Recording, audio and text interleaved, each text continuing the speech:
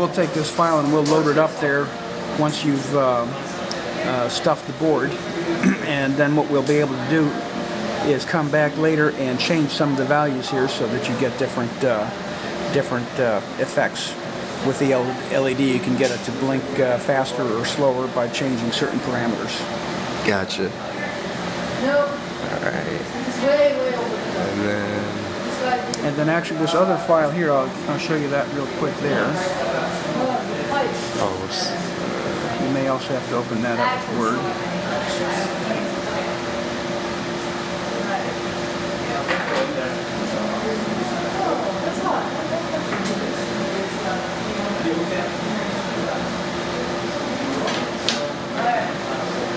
Okay, and that's a big ugly file. But basically, yeah, if can you scroll down, just Basically, you can also use this file here to build your board. And the advantage here is you can take that file that we have there, and say if you wanted to add a button or some other features to that board, you could go ahead and go into this program here and add a hardware description to make that so. But you'll notice if you scroll down here, you'll see there's just thousands of lines of code which basically describe the geometry of any one of a number of parts that you might want to put on the board.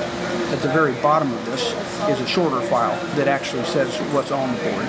So if you go all the way to the bottom, you see these are just descriptions of pads and relations of different components, whether it's a header, whether it's an LED, whether it's a resistor, whether it's some kind of microprocessor. These are all definitions, that you can call and then arrange on a board in some fashion. But how do you get to the very bottom of it? Oh yeah, I think we're here now with the output and the if and oh, we weren't at the bottom? Okay, you're almost there. Yeah, I think so. Why don't you go up a little? Like that. Okay, yeah, you're almost there. Go up a little. Go up about another 20 lines here. Let's see, a little more. Maybe I'm at 50. Okay, you see here we've defined the board, and basically we're just saying how big it is, and then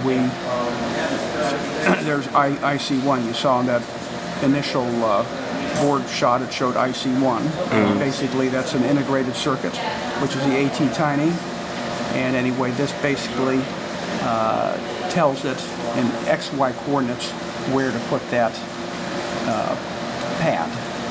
Basically, it's going to take an image and lay it down on this board here, so that you will be able to come back and lay that AT Tiny 45 on there and solder to the pads. That's what we're doing. And basically, then you're saying, okay, then I need to put a header. Here's the J1 header, and you can see it's a little convoluted, but it's saying with reference to that integrated circuit you just put down, go over minus 0.02y. Okay. And minus 0.31x, and so basically you're able to, once you lay down a part, then you can say I want the header a certain distance away from it, and then the advantage there, then you can tell it to run a wire from this pad here to that pad there, to wire the whole thing up. So that's one way to do it. Okay. So this code that's telling it to run a wire, where is this code used in? When we're actually making the board.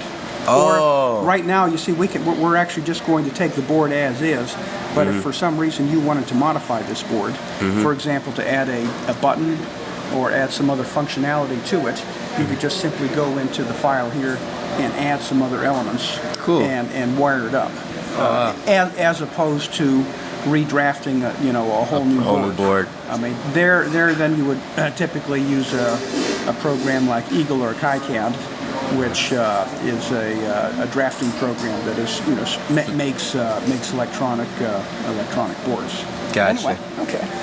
I'll go. In fact, let me show you how we do it. How we make this. In fact, you want to go ahead and put your computer somewhere where people don't knock it off. Gotcha.